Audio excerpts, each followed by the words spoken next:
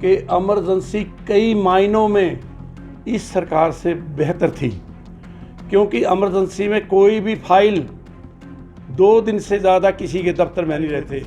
वो तो सिर्फ नसबंदी के नाम से ही जो ना बहुत ज़्यादा बदनाम हो गई। कोई रिश्वत नहीं थी, कोई गलियों पे कब्जा नहीं कर सकता था, सभी दुकानदारों ने रेट लिस्ट लगाए हुए थे। इमरजेंसी बन के रह गई। और जबकि आज कोई फाइल बिना पैसे फाइल नहीं निकलती, आज उससे भी ज़्यादा जुल्म हो रहे हैं, आज उससे भी ज़्यादा लोग बेरोज़गार हो रहे हैं।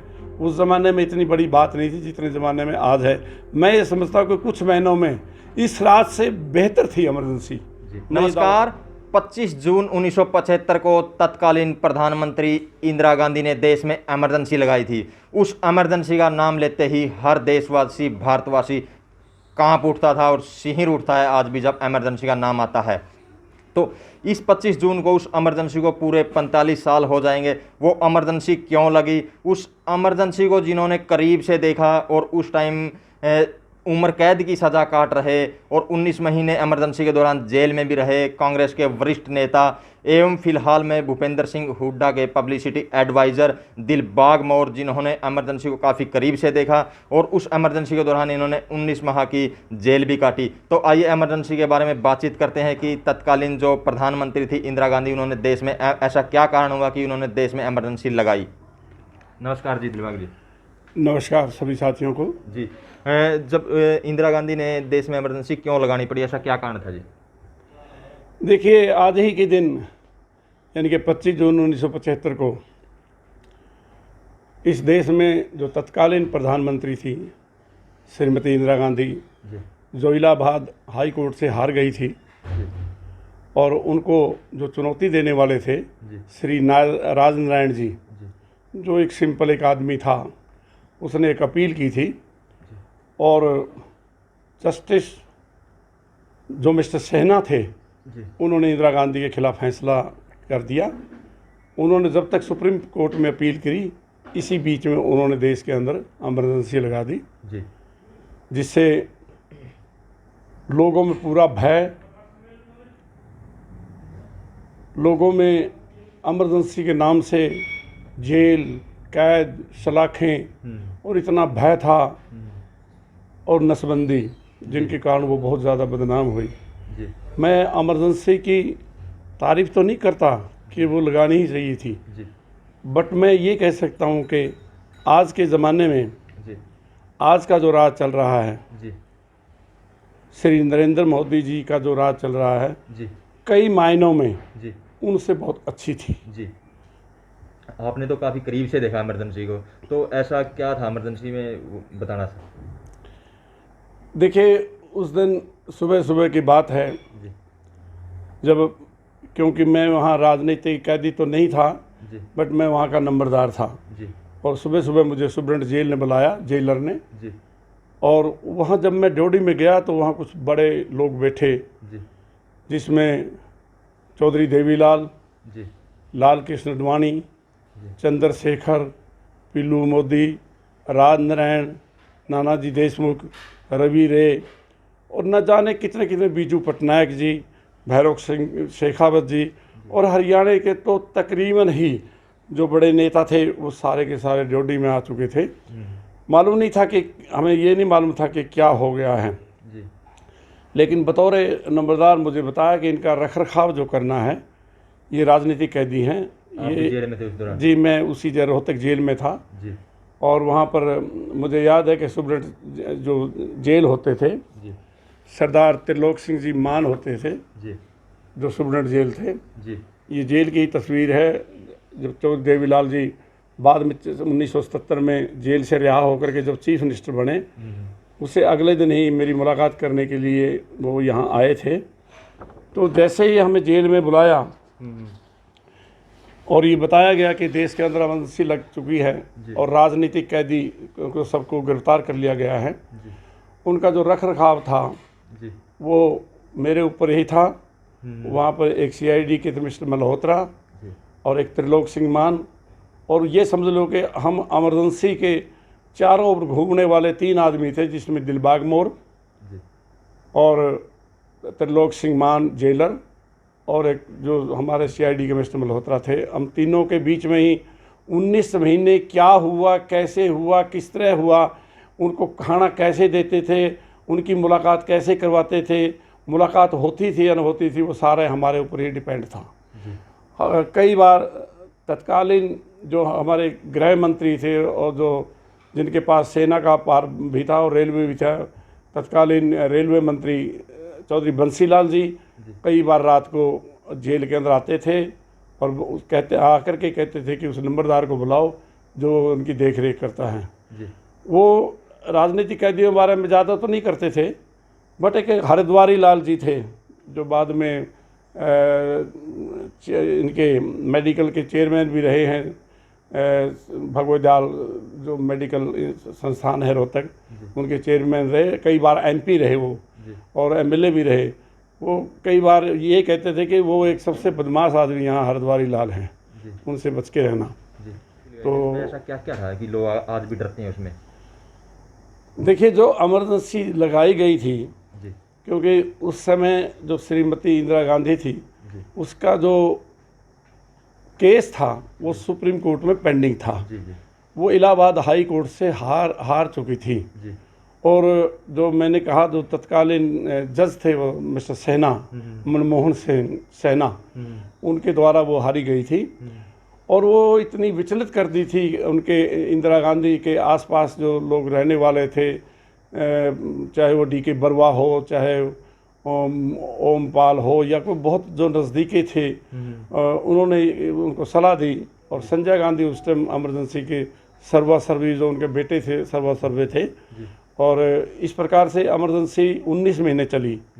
इसी बीच मेरे साथ बीजू पटनायक जो बाद में उड़ीसा के चीफ मिनिस्टर रहे और सेंटर में वजीर रहे, भैरव सिंह शेखावत जो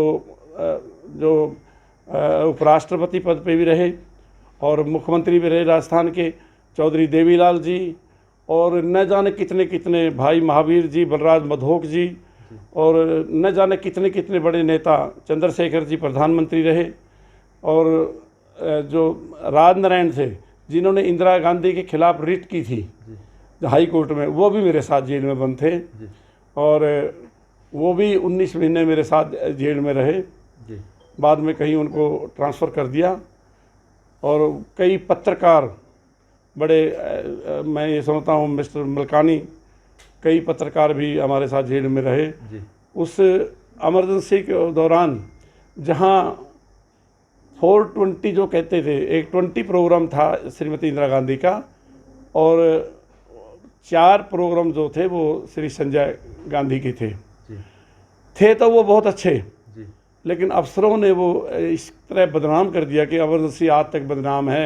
आज 45-46 साल हो गए इमरजेंसी लगे, लेकिन आज भी जो बच्चा उस टाइम थोड़ा सा सऊदी में था, आज भी वो शहर उठता कि इमरजेंसी क्या थी। ये सही है। तो कहीं ना कहीं आप जब इतने बड़े बड़े वहाँ नेता थे, चौधरी देवीलाल का नाम लिया आपने और भी नेताओं का नाम लिया, तो आपकी राजनीति की शुरुआत भी कहीं ना कहीं वहीं से मान सकते हैं? जी हाँ, मेरी राजनीतिक शुरुआत वहाँ से हुई। जैसे कि बाहर निकलने के बाद में लाल कृष्ण अडवाणी जी ने मेरे बारे में एक किताब लिखी और जिसकी मैंने प्रति आपको दी है, और उन्होंने अपनी कलम से खुद लिखी किताब। बलराज मधोक ने मेरे बारे में किताब लगी। पीलू मोदी जो उस टाइम MP होते थे और जो टाटा के भाई थे वो पारसी थे, उन्होंने समझो मेरे को गोदी ले लिया था।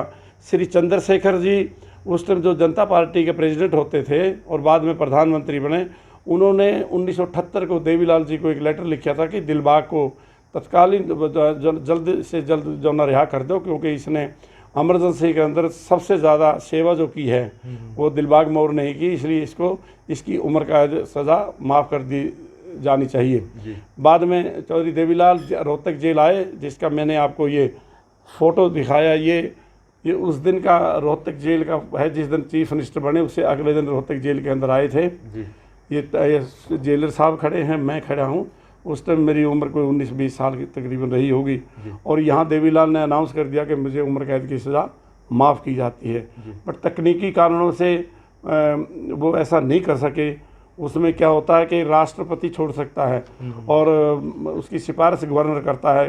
कैबिनेट की मीटिंग हुई, उसके अंदर गवर्नर को लिखा गया और फिर मेरी उम्र कैद की सज़ा माफ़ कर दी गई। और जब 1987 में फिर देवीलाल की सरकार आई तो मुझे जेल रिफॉर्म कमीशन का उन्होंने डायरेक्टर बनाया, खुद वो चेयरमैन थे, और उनकी पूरी देख रेख, जो जेल की जो देख रेख थी वो सारी मेरे द्वारा हुई।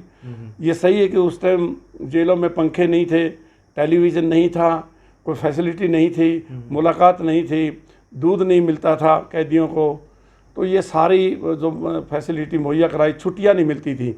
और ये जो साडी और सामनी किसान की जो सज़ा हो जाती है, ये भी मैं जब डायरेक्टर था तो मैंने ही शुरुआत की इसकी, जो ये कैदियों का छुट्टियां मिलती है। इससे पहले पैरोल और फरलो मिलती नहीं थी कैदियों को, और जेल थी, आज की तरह जेल नहीं थी कि जेल रिफॉर्म की हो या सुधार बनाया हो। जी, तो शुरुआत तो आपने देवीलाल की पार्टी से की? जी हाँ, मैं देवीलाल के उस टाइम मैं पब्लिसिटी एडवाइज़र रहा, उनके साथ ही रहता था मैं।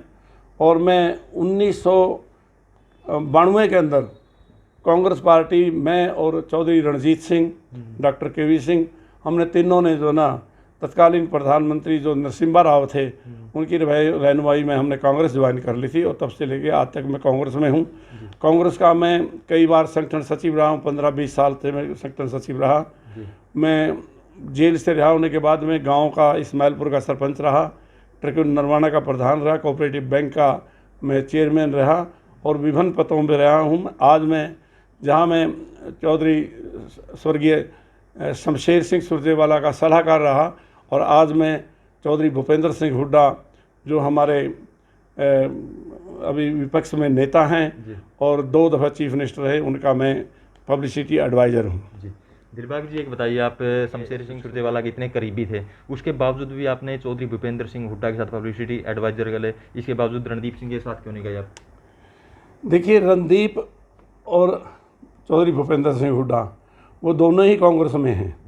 मैंने 27-28 साल तक जो ना कांग्रेस में चौधरी शमशेर सिंह सुरजेवाला के साथ काम किया।